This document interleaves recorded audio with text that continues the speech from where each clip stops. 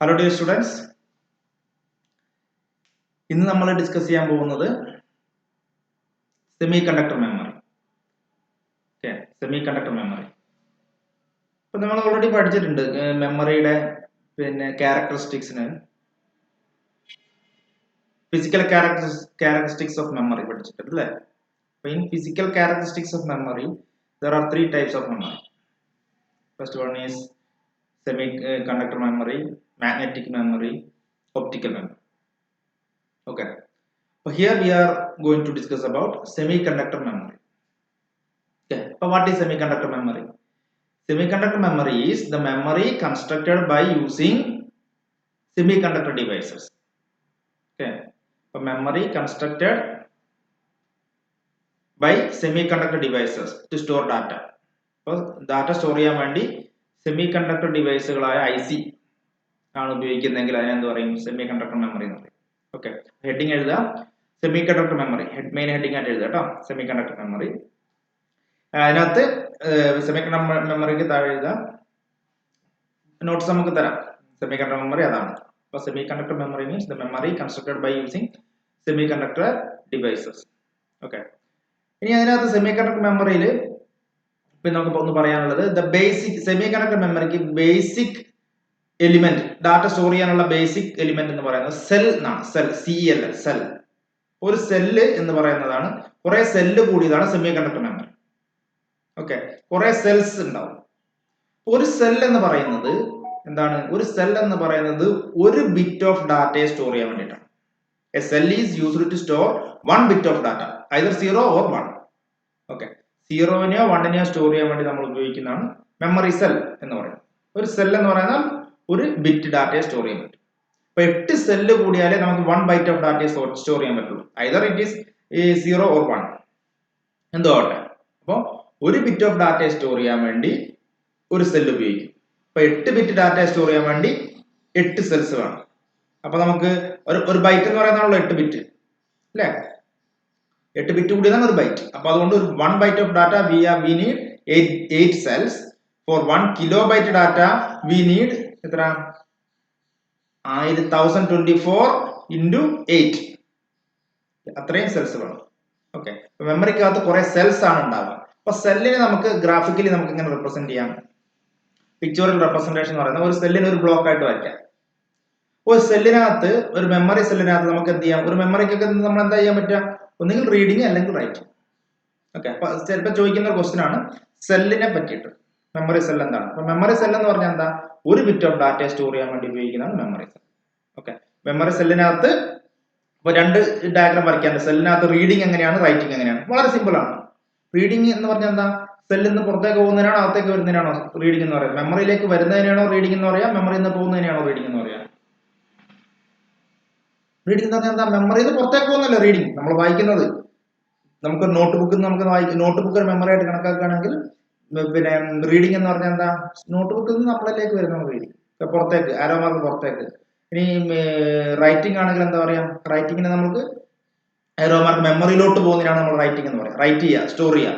Right ചെയ്യുക എന്ന് പറയാം, സ്റ്റോർ ചെയ്യുക എന്ന് പറയാം, അതൊക്കെയാണ് റൈറ്റിംഗ് എന്ന് പറയുന്നത്. അപ്പോൾ റീഡിംഗ് എന്ന് പറയുന്നത്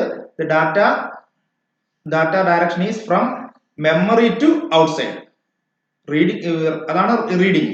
റൈറ്റിംഗ് എന്ന് പറയുന്നത് data from outside to memory, മെമ്മറിയിലേക്ക് പോകുന്നതിനാണ് റൈറ്റിംഗ് എന്ന് പറയുന്നത്.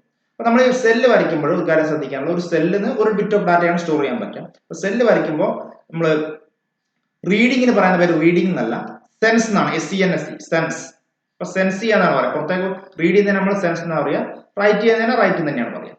ഓക്കെ, അപ്പൊ അതൊന്ന് നോക്കിയാൽ മതി. അപ്പൊ അതിന്റെ പിക്ചറൽ റെപ്രസെന്റേഷൻ ഉണ്ട്. പിന്നെ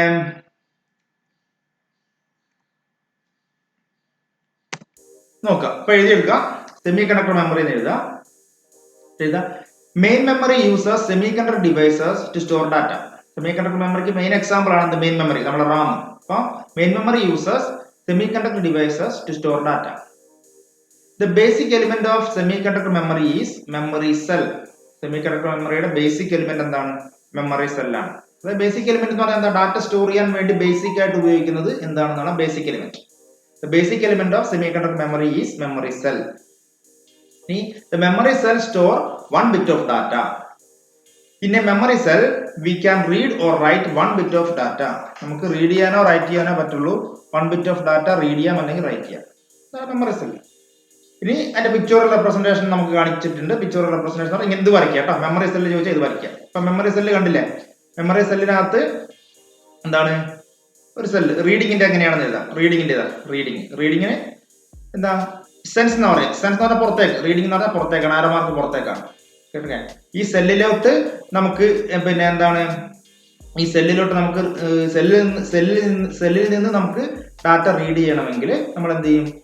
ഈ സെല്ലിനെ സെലക്ട് ചെയ്യണം. അപ്പൊ സെലക്ട് ചെയ്യാൻ വേണ്ടി ഒരു പിന്നാണ് സെലക്ട്. ഈ സെല്ലിൽ നിന്നാണ് എടുക്കേണ്ടത് എന്ന് പറയാൻ വേണ്ടി സെലക്ട്. പിന്നെ കൺട്രോൾ ചെയ്യാൻ വേണ്ടി കുറെ ലൈൻ പറയാം. അപ്പൊ കൺട്രോൾ അതെല്ലാത്തിനും ഉണ്ടാവും കേട്ടോ. എല്ലാ സെല്ലിനും കൺട്രോൾ ചെയ്യാൻ വേണ്ടി ഒരു ലൈൻ ഉണ്ടാവും, സെലക്ട് ചെയ്യാൻ വേണ്ടി ഒരു ലൈൻ ഉണ്ടാവും. Select, control. ഈ കൺട്രോൾ ആണ് എന്ത് പറയാ, റീഡ് ചെയ്യണോ റൈറ്റ് ചെയ്യണോ എന്ന് ഇവിടെയാണ് പറയാം. അപ്പൊ ഇവിടെ റീഡിംഗ് എന്നാണ് പറയുന്നത്. റീഡിംഗ് എന്ന് പറഞ്ഞാൽ എന്തായാലും പുറത്തേക്ക് പോകും. സെൻസ് എന്നാണ് പറയുന്നത്, സെൻസ്. അപ്പൊ ഇത് പുറത്തേക്ക് പോകും. റൈറ്റിംഗ് എങ്ങനെയാണ്? റൈറ്റിംഗ് ഓപ്പറേഷൻ ഒരു സെല്ലാണ്. സെല്ലിനെ സെലക്ട് ചെയ്യാൻ വേണ്ടി ഈ സെല്ലിനെ സെലക്ട് ചെയ്യാൻ വേണ്ടി ഒരു സെലക്ട് ലൈൻ ഉണ്ടാവും. റീഡിംഗ് ആണോ റൈറ്റിംഗ് ആണോ എന്ന് പറയാൻ വേണ്ടി ഈ കൺട്രോൾ ലൈൻ പറയും. അപ്പൊ ഈ കൺട്രോൾ ലൈൻ റൈറ്റ് എന്ന് പറഞ്ഞാൽ എന്താവും? ഡാറ്റ ഉള്ളിൽ നിന്ന് പുറത്തു നിന്ന് ഉള്ളിലേക്ക് പോകും. റൈറ്റ് ഉള്ളിലേക്ക് പോകും. എഴുതുക, റൈറ്റ് ചെയ്ത് വെക്കുകയാണ് ഇവിടെ. ഓക്കെ. അപ്പൊ ഈ ഡയഗ്രാം വരച്ച് വെക്കുക കേട്ടോ. ഈ ഡയഗ്രാം വരയ്ക്കാം. നെക്സ്റ്റ് വൺ നമുക്ക് പഠിക്കാനുള്ളത് വെരി ഇമ്പോർട്ടന്റ് ആണ്. ഇത് എപ്പോഴും ചോദിക്കുന്ന ഒരു ക്വസ്റ്റ്യൻ ആണ്. Types of main memory. അപ്പൊ ടൈപ്സ് ഓഫ് മെയിൻ മെമ്മറി എന്ന് പറഞ്ഞാൽ മെയിൻ മെമ്മറി എത്ര ടൈപ്പാ? മെയിൻ മെമ്മറി 2 ടൈപ്പാണ്. നമ്മൾ റാം എന്നാണ് കോമൺ ആയിട്ട് പറയാം. പക്ഷെ റോമും കൂടിയുണ്ട് മെയിൻ മെമ്മറിക്ക്. മെയിൻ മെമ്മറി എന്ന് പറയുന്നത് റാമും റോമും കൂടി തന്നെയാണ് നമ്മൾ എന്താ പറയാ മെയിൻ മെമ്മറി എന്ന്. അപ്പൊ മെയിൻ മെമ്മറി 2 ടൈപ്പാണ്, റാം ആൻഡ് റോം. അപ്പൊ റാമും കുറെ ടൈപ്പ് ഉണ്ട്, റോമും കുറെ ടൈപ്പ് ഉണ്ട്. ഓക്കെ.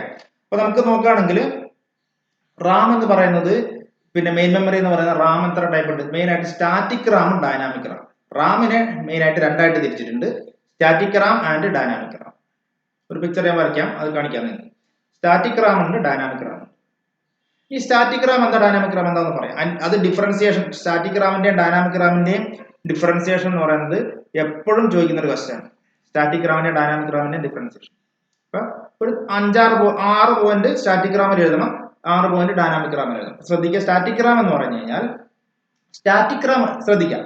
സ്റ്റാറ്റിക് റാം ഉണ്ടാക്കിയിരിക്കുന്നത് it is constructed by using flip flop. FLIP ഒരു സാധനമാണ്. അപ്പൊ മെമ്മറി ഉണ്ടാക്കാൻ വേണ്ടി നമ്മൾ ഉപയോഗിക്കുന്ന സംഭവമാണ് ഫ്ലിപ്പ് ഫ്ലോപ്പ്. അത് നിങ്ങൾ DCP എന്ന സബ്ജക്റ്റിൽ പഠിക്കുന്നത്. ഓക്കെ. അപ്പൊ static RAM is made up of flip flop കൊണ്ടാണ് സ്റ്റാറ്റിക് റാം ഉണ്ടാക്കിയിരിക്കുന്നത്. ഡൈനാമിക് റാം എന്തുകൊണ്ടാണ് ഉണ്ടാക്കിയിരിക്കുന്നത്? കപ്പാസിറ്റർ ഉപയോഗിച്ചിട്ടാണ് ഉണ്ടാക്കിയിരിക്കുന്നത് കേട്ടോ. രണ്ടും തമ്മിലെ വ്യത്യാസം, ഫസ്റ്റ് വ്യത്യാസമാണ്. ഇത് എപ്പോഴും ചോദിക്കുന്ന ക്വസ്റ്റ്യൻ ആണ്. 6 മാർക്സ് എപ്പോഴും നിങ്ങൾക്ക് സ്കോർ ചെയ്യാൻ പറ്റുന്ന ക്വസ്റ്റ്യൻ ആണ്. Static RAM is constructed by flip flop, dynamic RAM is constructed by capacitor. Okay.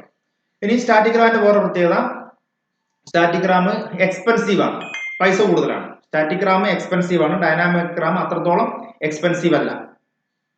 Okay. ഇനി പിന്നെ ഒരു കാര്യം, സ്റ്റാറ്റിക് റാമിന് കൂടുതൽ പവർ ഉപയോഗിക്കും, വർക്ക് ചെയ്യാൻ വേണ്ടി കൂടുതൽ പവർ ഉപയോഗിക്കും. It consumes more power.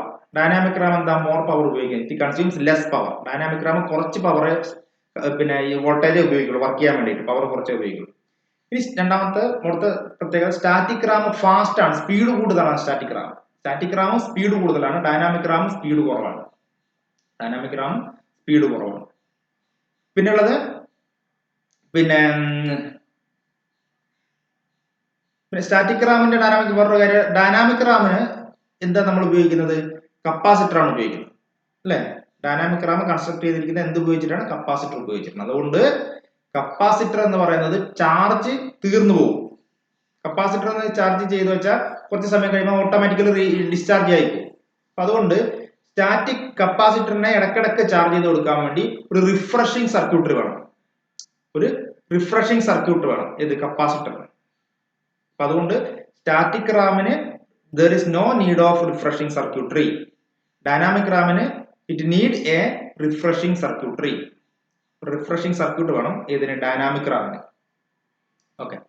പിന്നുള്ളത് സ്റ്റോറേജ് കപ്പാസിറ്റി കൂടുതൽ സ്റ്റോർ ചെയ്യാൻ പറ്റുന്ന ഡൈനാമിക് റാമിന്. ഹൈ സ്റ്റോറേജ് കപ്പാസിറ്റി ആണ് ഇതിന്, ഡൈനാമിക് റാമിന്.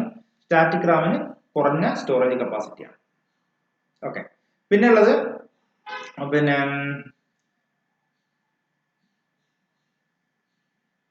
ഇത്തരം കാര്യങ്ങളാണ് സ്റ്റാറ്റിക് റാം, ഡൈനാമിക്.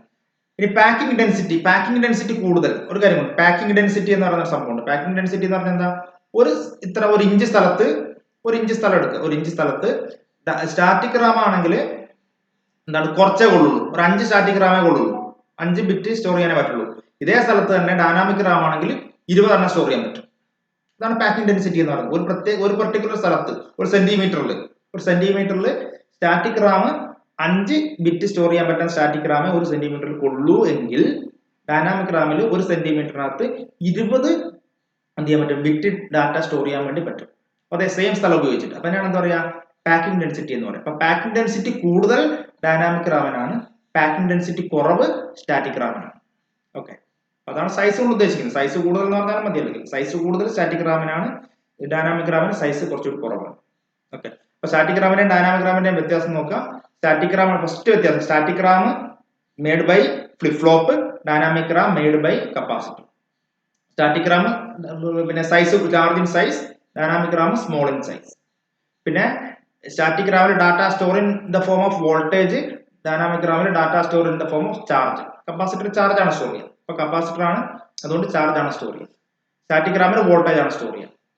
ഇനി സ്റ്റാറ്റിക് റാം എക്സ്പെൻസീവ് ആണ്, ഡൈനാമിക് റാം ലെസ് എക്സ്പെൻസീവ് ആണ്. ഇനി സ്റ്റാറ്റിക് റാമിന് പിന്നെ കുറച്ച് സ്റ്റോർ ചെയ്യാൻ പറ്റുള്ളൂ, ലോ സ്റ്റോറേജ് കപ്പാസിറ്റി. ഡൈനാമിക് റാമിന് ഹൈ സ്റ്റോറേജ് കപ്പാസിറ്റി. അതാണ് നമ്മൾ പാക്കിംഗ് ഡെൻസിറ്റി എന്ന് പറയുന്നത്. പാക്കിംഗ് ഡെൻസിറ്റി കൂടുതലാണ് ഡൈനാമിക് റാമിന്, പാക്കിംഗ് ഡെൻസിറ്റി കുറവാണ് സ്റ്റാറ്റിക് റാമിന്. ഓക്കെ, പിന്നീട് സ്റ്റാറ്റിക് റാം കൂടുതൽ പവർ ഉപയോഗിക്കും, ഡൈനാമിക് റാം കുറച്ച് പവർ ഉപയോഗിക്കും. അപ്പോൾ static RAM consumes more power, dynamic RAM consumes less power. പിന്നീട് static RAM is faster, dynamic RAM is slow. ഇത് നമുക്ക് കമ്പയർ ചെയ്യുമ്പോഴാണ് സ്റ്റാറ്റിക് റാമിന് സ്പീഡ് കൂടുതലാണ്, ഡൈനാമിക് റാം സ്പീഡ് കുറവാണ്. പിന്നെ സ്റ്റാറ്റിക് റാമിന് റിഫ്രഷിംഗ് സർക്യൂട്ട് വേണ്ട, ഡൈനാമിക് റാമിന് റിഫ്രഷിംഗ് സർക്യൂട്ട് വേണം. ഇതാണ് വ്യത്യാസം. ഓക്കെ, ഇതാണ് സ്റ്റാറ്റിക് റാമും ഡൈനാമിക് റാമും. അപ്പൊ ഇനി സ്റ്റാറ്റിക് റാം തന്നെ പിന്നെ നമുക്ക് പറയാനുള്ളത്, സ്റ്റാറ്റിക് റാം പറഞ്ഞു, ഡൈനാമിക് റാം. ഇനി സ്റ്റാറ്റിക് റാം രണ്ടായിട്ട് തിരിച്ചിട്ടുണ്ട്. സ്റ്റാറ്റിക് റാം ഒന്ന് സിങ്ക്രണസും സ്റ്റാറ്റിക് റാമും, രണ്ടാമത്തെ അസിങ്ക്രണസ് സ്റ്റാറ്റിക് റാം. അപ്പൊ synchronous static RAM and asynchronous static RAM. അപ്പൊ സിങ്ക്രണസ് സ്റ്റാറ്റിക് റാം എന്ന് പറഞ്ഞാൽ എന്താ? സിങ്ക്രണസ് എന്ന് പറഞ്ഞാൽ നിങ്ങൾ എവിടെയാണെങ്കിലും സിങ്ക്രണസ് എന്ന് പറഞ്ഞാൽ നിങ്ങൾ ശ്രദ്ധിക്കേണ്ടത്, സെയിം ക്ലോക്ക്, എല്ലാവരും ഉപയോഗിക്കുന്ന സെയിം ക്ലോക്ക് ആണെങ്കിൽ അതിനെന്താ പറയുക, സിങ്ക്രണസ് സ്റ്റാറ്റിക് റാം. അപ്പോൾ in a synchronous static RAM it uses same clock with the CPU for its working. CPUന്റെ ക്ലോക്ക് തന്നെയാണ് ആരും ഉപയോഗിക്കുക, സെയിം ക്ലോക്ക് ആണ് റാം ഉപയോഗിക്കുന്നത് അതിന്റെ വർക്കിങ്ങിന് വേണ്ടിയിട്ട്. അതിനാണ് എന്താ പറയാ, സെയിം ക്ലോക്ക് ആണ് ഉപയോഗിക്കുന്നതെങ്കിൽ അതിനെ സിങ്ക്രണസ് എന്ന് പറയും. ഡിഫറെന്റ് ക്ലോക്ക് ആണ് ഉപയോഗിക്കുക. ക്ലോക്ക് എന്നാണ് പറഞ്ഞാൽ ക്ലോക്ക് ഉപയോഗിച്ചിട്ട് എല്ലാ സംഭവങ്ങളും വർക്ക് ചെയ്യുള്ളൂ. കമ്പ്യൂട്ടറിനകത്ത് ക്ലോക്ക് സിഗ്നൽ ഉണ്ടാവും, സ്ക്വയർ വേവ് സിഗ്നൽ ഉണ്ടാവും.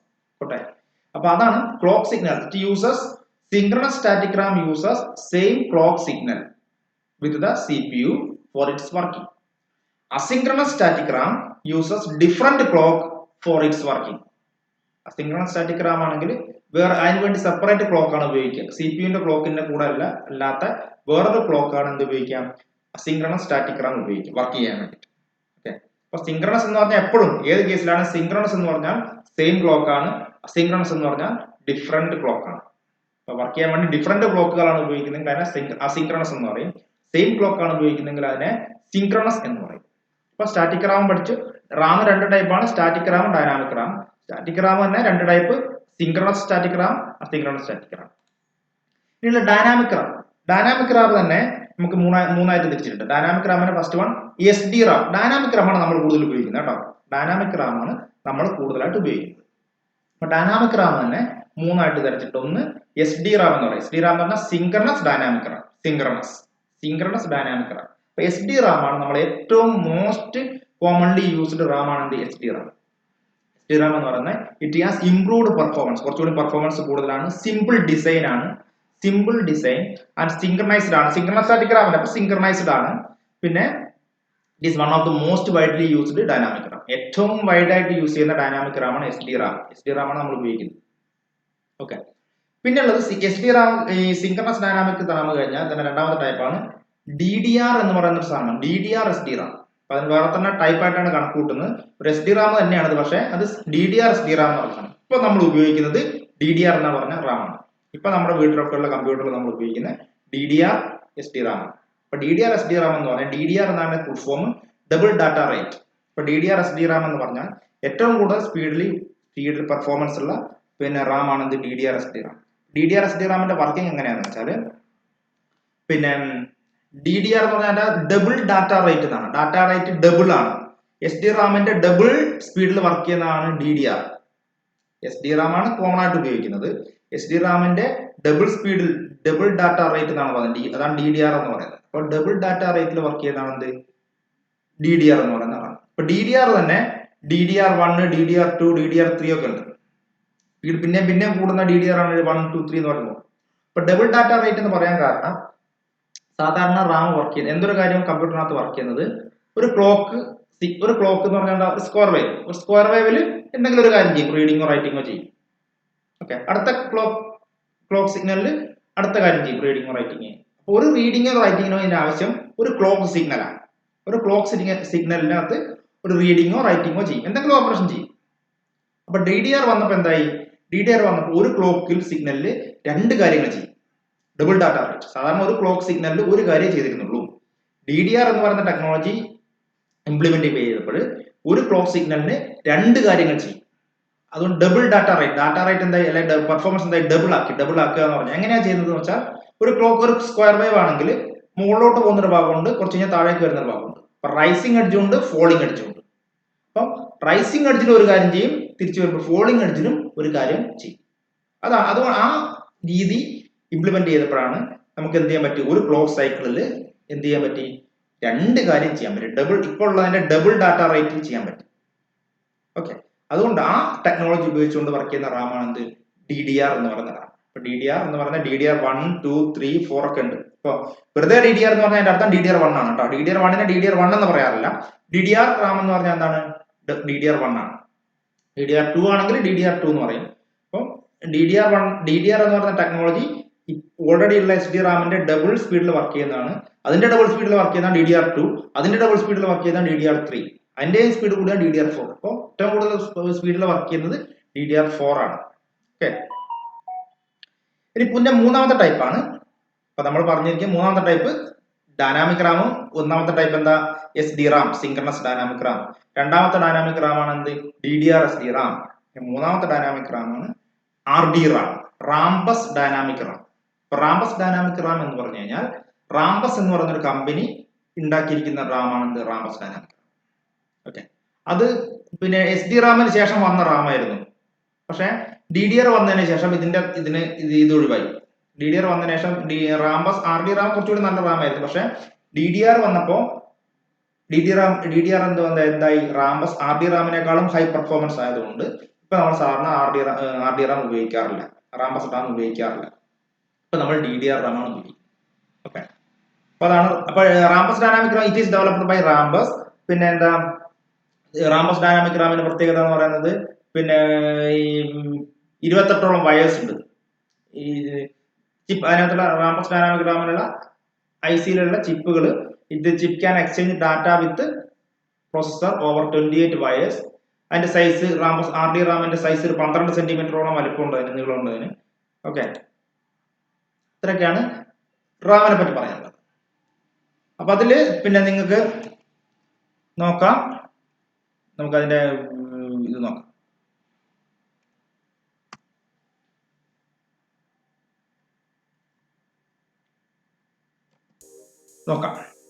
അതിന്റെ അടുത്ത ഹെഡിങ് എഴുതാം, type of main memory. Main memory can be divided into two types, RAM and ROM. The different types of main memory are explained below. Okay, different type of memory പറഞ്ഞിട്ടുണ്ട്. ഇതാണ് ഈ figure വരച്ചെടുക്കുക. Main memory എന്ന് പറഞ്ഞ് വരച്ചെടുക്കുക. Main memory ഏതൊക്കെയാ, റാം ഉണ്ട്, Rome ഉണ്ട്. Main memory ഉണ്ട്, Ram, Rome ഉണ്ട്. ഇപ്പൊ റാമിന് തന്നെ static RAM, dynamic RAM. Static RAM തന്നെ synchronous dynamic RAM, Rambus dynamic RAM, DDR SDRAM. SDRAM തന്നെ 3 ഉണ്ട്. Sorry, dynamic RAM 3. Static RAM 2 ഉണ്ട് കേട്ടോ. അത് ഞാൻ ഇതിൽ വരച്ചിട്ടില്ല. സ്റ്റാറ്റിക് റാം 2 കൂടി ഇത് വരയ്ക്കുക, ഇവിടെ വരയ്ക്കുക, ഇതേപോലെ ബ്ലോക്കിൽ വരയ്ക്കുക. സ്റ്റാറ്റിക് റാം 2 ആണ്, ഏത് സിൻക്രണസും അസിൻക്രണസും. അത് ഇവിടെ വരയ്ക്കണം കേട്ടോ. സ്റ്റാറ്റിക് റാം വരച്ചിരിക്കണം. ഞാൻ നിങ്ങൾ നോട്ട് അപ്ലോഡ് ചെയ്യുമ്പോൾ നോക്കും, സ്റ്റാറ്റിക് റാം വരച്ചിരിക്കും. സ്റ്റാറ്റിക് റാമിൽ ഇവിടെ എന്താ, സിൻക്രണസ് സ്റ്റാറ്റിക് റാം, രണ്ടാമത്തെ asynchronous static RAM. Dynamic RAM 3, SDRAM, RDRAM, DDR SDRAM. DDR തന്നെ DDR1, 2, 3, 4 ഉണ്ട് കേട്ടോ. ഇത് വരച്ചെടുക്കണം, ക്ലിയർ ആയിട്ട് വരച്ചെടുക്കുക. ഇത് എപ്പോഴും ചോദിക്കുന്ന ക്വസ്റ്റൻ ആണ്. ഈ ഫിഗർ വരച്ചാൽ തന്നെ നിങ്ങൾക്ക് you will get around 50% mark. 10 മാർക്കിന്റെ ക്വസ്റ്റൻ ആണെങ്കിൽ if you draw this figure you will get 5 mark. Okay, അപ്പൊ ഫിഗറിന് ഏറ്റവും ഇമ്പോർട്ടൻസ് ഉണ്ട്. ഫിഗറിന് വരച്ച് കഴിഞ്ഞാൽ തന്നെ നിങ്ങളുടെ പകുതി മാർക്കായി ഏതിന്റെ കേസിലായാലും. ഒരു ക്വസ്റ്റ്യൻ തന്നു കഴിഞ്ഞാൽ if you know the figure you just write you just draw the figure very neatly, then you will get 50% of mark. Okay. The main memory of a computer used to store program and data that are currently needed by CPU. അപ്പൊ main memory എന്ന് പറഞ്ഞാൽ എന്താ? Main memory of a computer, ഒരു കമ്പ്യൂട്ടറിന്റെ main memory എന്ന് പറയുന്നത് എന്ത് store ചെയ്യാനാ? പ്രോഗ്രാമും ഡാറ്റയും അല്ലെ. റാം എന്ന് പറയുന്നത് എന്ത് സ്റ്റോർ ചെയ്യാനാ? ഇപ്പൊ വർക്ക് ചെയ്യുന്ന പ്രോഗ്രാമും ഡാറ്റയും സ്റ്റോർ ചെയ്യാനാണ്. അപ്പൊ റാമിന്റെ പർപ്പസ് എന്താ ശരിക്കും? നമ്മൾ 2-3 പ്രാവശ്യം പറഞ്ഞാണ്. റാം എന്ന് പറഞ്ഞാൽ എന്തിനാ? കമ്പ്യൂട്ടറിനകത്ത് വർക്ക് ചെയ്യേണ്ട സാധനം സ്റ്റോർ ചെയ്യുന്ന സ്ഥലമാണ് റാം. വർക്ക് ചെയ്യേണ്ടാത്തത് വേണ്ട. ഒരു സിനിമ സിനിമ വർക്ക് ചെയ്യുകയാണെങ്കിൽ ആ സിനിമയുടെ ഇപ്പം കാണിക്കുന്ന ഭാഗം എവിടെ ഉണ്ടാവുക? റാമിൽ കൊണ്ടുവന്നാലേ വർക്ക് ചെയ്യുള്ളൂ. ആ ഡിസ്കിൽ നമ്മുടെ പെൻഡ്രൈവിൽ ഉണ്ടായതുകൊണ്ട് കാര്യമില്ല. നമ്മുടെ പെൻഡ്രൈവിൽ ആ ഡാറ്റ സ്റ്റോർ ചെയ്തുകൊണ്ട് കാര്യമില്ല. പെൻഡ്രൈവിൽ നിന്ന് റാമിൽ കൊണ്ടുവന്നാൽ മാത്രമേ കമ്പ്യൂട്ടർ എപ്പോഴും റാമിൽ വന്നിട്ടേ സ്റ്റോർ നോക്കുള്ളൂ. CPU എപ്പോഴും റാമിൽ എന്താണോ ഉള്ളത് അതിനെ മാത്രമേ എക്സിക്യൂട്ട് ചെയ്യുള്ളൂ. അപ്പോൾ ആ ഡിസ്കിൽ നിന്ന് അതിനെ റാമിലേക്ക് കൊണ്ടുവരണം. അപ്പൊ റാം അല്ലെങ്കിൽ റോം എന്ന് പറഞ്ഞാൽ നമുക്ക് ഇപ്പോൾ കറന്റ്ലി CPU ആവശ്യമായ ഡാറ്റ സ്റ്റോർ ചെയ്യുന്ന സ്ഥലമാണ് എന്ത്? റാം. അതാണ് എഴുതി കറന്റ്ലി നീഡഡ് ബൈ CPU. ഇപ്പോൾ ആവശ്യമായ CPU-വിന് ഇപ്പോൾ ഈ സമയത്ത് ആവശ്യമായ ഡാറ്റ അല്ലെങ്കിൽ പ്രോഗ്രാം സ്റ്റോർ ചെയ്യേണ്ട സ്ഥലമാണ് എന്ത്? Main memory. മെയിൻ മെമ്മറി തന്നെ അപ്പൊ അതിന്റെ ഇംഗ്ലീഷ് എഴുതാം. The main memory of a computer is used to store the program and data that are currently needed by CPU. The main memory is divided into 2. 2 type main മെമ്മറികൾ. ഒന്ന് RAM and ROM. RAM എന്ന് പറഞ്ഞാൽ random access memory. Random access memory. RAM എഴുതുക. It is the main memory inside the computer to store program and data and റിസൾട്ടും പ്രോഗ്രാമും ഡാറ്റയൊക്കെ store ചെയ്യാം, temporary ആയിട്ട് സ്റ്റോർ ചെയ്യുന്ന സ്ഥലമാണ് എന്ത്? റാം എന്ന് പറയുന്നത്. അപ്പൊ റാമിന്റെ പ്രത്യേകത it is A volatile memory. Ram എന്ന് പറയുന്നത് റാം മാത്രമാണ് എന്ത്? വോളറ്റൈൽ മെമ്മറി ഉള്ളത്. വോളറ്റൈൽ മെമ്മറി എന്ന് പറഞ്ഞാൽ എന്താ? കറണ്ട് പോയാൽ ഡാറ്റയും പോകും. റാമിനകത്ത് എപ്പോഴും പെർമനന്റ് ആയിട്ട് സ്റ്റോർ ചെയ്യാൻ പറ്റില്ല. റാമിനകത്ത് കറണ്ട് ഉണ്ടെങ്കിൽ മാത്രമേ സ്റ്റോർ ചെയ്യാൻ പറ്റുള്ളൂ. കമ്പ്യൂട്ടർ ഓൺ ആണെങ്കിൽ മാത്രമേ റാം വർക്ക് ചെയ്യുള്ളൂ. ആ ഡിസ്ക് അങ്ങനെയല്ല. ആ ഡിസ്ക് കറണ്ട് ഇല്ലെങ്കിലും അതിനകത്ത് സ്റ്റോർ ചെയ്ത കാര്യങ്ങളൊക്കെ അവിടെ തന്നെ ഉണ്ടാവും. റാമിന്റെ പ്രത്യേകത it is A volatile memory. Only one memory that we are using is RAM. RAM ആണ് only one volatile memory. Volatile memory ഏതാണെന്ന് ചോദിച്ചാൽ RAM ആണ് നമ്മൾ എഴുതേണ്ട ഏറ്റവും ഇമ്പോർട്ടന്റ് ആയിട്ടുള്ള ഉത്തരം. ഓക്കെ, RAM എന്ന് പറഞ്ഞാൽ volatile memory ആണ്. ഇപ്പൊ എന്താ volatile memory എന്ന് പറഞ്ഞാൽ it is a volatile memory. That is volatile memory എന്ന് പറഞ്ഞാൽ it can store data only if the power supply is on. Power supply on ആണെങ്കിൽ മാത്രമേ, അല്ലെങ്കിൽ പവർ ഉണ്ടെങ്കിൽ മാത്രമേ ഡാറ്റയെ സ്റ്റോർ ചെയ്യാൻ പറ്റൂ. It can store data only if. ഡാറ്റയെ സ്റ്റോർ ചെയ്യാൻ പറ്റും എപ്പോഴും? എപ്പോഴും മാത്രം? Only if the power supply is on. Power supply on ആണെങ്കിൽ മാത്രമേ ഡാറ്റയെ സ്റ്റോർ ചെയ്യാൻ പറ്റൂ. ആർക്ക്? റാമിന്. അതാണ് വോളറ്റൈൽ മെമ്മറി എന്ന് പറഞ്ഞാൽ അതിന്റെ അർത്ഥം. ഇപ്പൊ നോൺ വോളറ്റൈൽ എന്ന് പറഞ്ഞാൽ എന്തായിരിക്കും? നോൺ വോളറ്റൈൽ എന്ന് പറഞ്ഞാൽ ഡാറ്റ സ്റ്റോർ ചെയ്യാൻ പറ്റും എപ്പോഴും? പവർ സപ്ലൈ ഓഫ് ആണെങ്കിലും ഡാറ്റയെ സ്റ്റോർ ചെയ്യാൻ പറ്റുന്ന മെമ്മറിയാണ് നോൺ വോളറ്റൈൽ മെമ്മറി. അപ്പൊ റാം എന്ന് പറഞ്ഞാൽ ഡാറ്റയെ സ്റ്റോർ ചെയ്യാൻ പറ്റും എപ്പോഴും? പവർ സപ്ലൈ ഓൺ ആണെങ്കിൽ മാത്രമേ ഡാറ്റയെ സ്റ്റോർ ചെയ്യാൻ പറ്റൂ. പവർ സപ്ലൈ ഓഫ് ആയി കഴിഞ്ഞാൽ അതിൽ സ്റ്റോർ ചെയ്ത ഡാറ്റയൊക്കെ ലോസ് ആയി പോകും. The data will lose when the power supply is off. അതാണെന്ത്? റാം. അതാണെന്ത്? വോളറ്റൈൽ മെമ്മറി എന്ന് പറയുന്നത്. അപ്പൊ വോളറ്റൈൽ മെമ്മറി എന്ന് പറഞ്ഞാൽ the data can only be store only when the power supply is on. Data can store only when the power supply is on. അതാണ് volatile memory. ഇപ്പൊ non volatile എന്ന് പറഞ്ഞാൽ എന്താ? The data can store even if the power supply is off. Power supply off ആണെങ്കിലും ഡാറ്റയെ store ചെയ്യാൻ പറ്റും. ആർക്ക്? Non volatile memory. റാമിന്റെ പ്രത്യേകതയാണ് volatile memory. In this memory, data can be accessed in a random manner. അതുകൊണ്ടാണ് random access memory എന്ന് പറയുന്നത്. ഇതൊരു റാൻഡം ആക്സസ് മെമ്മറിയാണ്. ഹാർഡ് ഡിസ്ക് പോലെ തന്നെ റാൻഡംലി ആക്സസ് ചെയ്യാൻ പറ്റുന്ന മെമ്മറിയാണ് റാം. അതുകൊണ്ടാണ് ഇതിനെ റാൻഡം ആക്സസ് മെമ്മറി എന്ന് പറയുന്നത്. ഇനി റാം മെയിൻ ആയിട്ട് 2 ടൈപ്പാണ്. നമ്മൾ നേരത്തെ പറഞ്ഞാണ് റാമിന്റെ മെയിൻ ആയിട്ട് 2 ടൈപ്സ് ആണ്. ഒന്ന് static RAM, dynamic Ram. S റാമും ആൻഡ് ഡി റാം. അപ്പൊ ഡിഫറൻസ് നോക്കാം. Static RAM, dynamic Ram. അപ്പൊ ഇത് ഇങ്ങനെ 2 കോളമായിട്ട് തന്നെ വരച്ചെഴുതുക. സ്റ്റാറ്റിക് റാം എന്താ, ഡൈനാമിക് റാം എന്താണെന്നുള്ള 2 കോളമായിട്ട് വരച്ചെഴുതുക. സ്റ്റാറ്റിക് റാം സ്റ്റാറ്റിക് റാം എന്ന് പറയുന്നത് എന്താ ഫ്ലിപ്പ് ഫ്ലോപ്പ് കൊണ്ടാണ് ഉണ്ടാക്കിയിരിക്കുന്നത്. പിന്നെ ഇതിന് ലാർജ് സൈസ് കൂടുതലാണ്. പിന്നെ ഡാറ്റ ഇൻ ദ ഫോം വോൾട്ടേജിന്റെ ഫോമിലാണ് ഡാറ്റ സ്റ്റോർ ചെയ്യുന്നത്. പിന്നെ എക്സ്പെൻസീവ് ആണ്. സ്റ്റോറേജ് കപ്പാസിറ്റി കൂടുതലാണ്. Low storage capacity. Storage capacity കൂടുതൽ ഡൈനാമിക് റാമിനാണ്. ഇത് ലോ സ്റ്റോറേജ് കപ്പാസിറ്റി, അതിനാണ് നമ്മൾ പറയുന്ന പാക്കിംഗ് ഡെൻസിറ്റി ലോ എന്ന് പറയാം. പാക്കിംഗ് ഡെൻസിറ്റി അല്ലെങ്കിൽ ലോ സ്റ്റോറേജ് കപ്പാസിറ്റി എന്താണ്. പിന്നെ കൺസ്യൂം മോർ പവർ, കൂടുതൽ പവർ ഉപയോഗിക്കും. ഫാസ്റ്റ് ആണ്. പിന്നെന്താ, ഇറ്റ് ഡു നോട്ട് നീഡ് എന്ത് refreshing circuitry. It don't want refreshing circuitry വേണ്ട ഇതിന് സ്റ്റാറ്റിക് റാം. ഡൈനാമിക് റാമിന്റെ പ്രത്യേകത നോക്കാം. ഡൈനാമിക് റാം കപ്പാസിറ്റർ കൊണ്ടാണ് ഉണ്ടാക്കിയിരിക്കുന്നത്. ചെറിയ സൈസ് ആണ്, small in size. Data store in the form of charge. Capacitor ആയതുകൊണ്ട് ചാർജ് ആണ് സ്റ്റോർ ചെയ്യുന്നത്. Data store in the form of charge. പിന്നെന്താ, ലെസ് എക്സ്പെൻസീവ് ആണ്, പൈസ കുറവാണ്. എന്തിനേക്കാൾ സ്റ്റാറ്റിക് റാമിനെ അപേക്ഷിച്ച് ലെസ് എക്സ്പെൻസീവ് ആണ്. പിന്നെ സ്റ്റോറേജ് കപ്പാസിറ്റി കൂടുതൽ, കുറെ ഡാറ്റ സ്റ്റോർ ചെയ്യാൻ പറ്റും ഡൈനാമിക് റാമിന്. Storage capacity is more. പിന്നെ less power, it consumes less power, കുറച്ച് പവർ ഉപയോഗിക്കുന്നുള്ളൂ. പിന്നെ ഇതിന്റെ സ്പീഡ് എന്താ, സ്ലോ ആണ്. എന്തിനെ അപേക്ഷിച്ച്, സ്റ്റാറ്റിക് റാമിനെ അപേക്ഷിച്ച് സ്ലോ ആണ്. ഓക്കെ. പിന്നുള്ളത് പിന്നെ ഇറ്റ് നീഡ് റിഫ്രഷിംഗ് സർക്യൂട്ട്. എന്തിനാ റിഫ്രഷിംഗ് സർക്യൂട്ടിന്റെ ആവശ്യം? ഡാറ്റ കപ്പാസിറ്റർ ആയതുകൊണ്ട് എന്ത് ചെയ്യും, കപ്പാസിറ്റർ ഓട്ടോമാറ്റിക്കലി വെറുതെ ഇരിക്കുകയാണെങ്കിൽ ഡിസ്ചാർജ് ആയി പോകും. അതുകൊണ്ട് ഡിസ്ചാർജ് ആകുന്നതിന് മുമ്പ് ഒന്നും കൂടി റീചാർജ് ചെയ്യണം. അപ്പൊ അതിനെന്താ പറയാ, റീചാർജിങ് എന്ന് പറയാം. അല്ലെങ്കിൽ റിഫ്രഷിംഗ് സർക്യൂട്ടർ ഉപയോഗിച്ചിട്ട് ഒന്നും കൂടി റിഫ്രഷ് ചെയ്യേണ്ടി വരും. അപ്പോൾ റിഫ്രഷ് ചെയ്താൽ മാത്രമേ the dynamic RAM need a refreshing circuit. Okay. Static RAM does not need a refreshing circuit. അപ്പൊ ഇത് ഈ 8 പോയിന്റ് അല്ലെ, ഈ 8 പോയിന്റുകൾ കൃത്യമായിട്ട് വരച്ചെഴുതി പഠിച്ചു കേട്ടോ. ഇനി സ്റ്റാറ്റിക് റാം തന്നെ രണ്ടാണല്ലോ. അപ്പൊ റാം നമ്മൾ രണ്ടെണ്ണം പറഞ്ഞു, സ്റ്റാറ്റിക് റാമും ഡൈനാമിക് റാം പറഞ്ഞു. സ്റ്റാറ്റിക് റാം രണ്ടെണ്ണം, ഒന്ന് സിങ്ക്രണസും ഒന്ന് അസിങ്ക്രണസും. Different types of static RAMs are synchronous എന്ന് പറഞ്ഞാൽ എന്താ, it uses same clock with the സിപിയുവിന്റെ പോലെ തന്നെ സിപിയുവിന്റെ സെയിം ക്ലോക്ക് ആണ് ഇത് ഉപയോഗിക്കുന്നത് ഫോർ ഇറ്റ്സ് വർക്ക്, അതിന്റെ വർക്കിങ്ങിനെ വെച്ച്.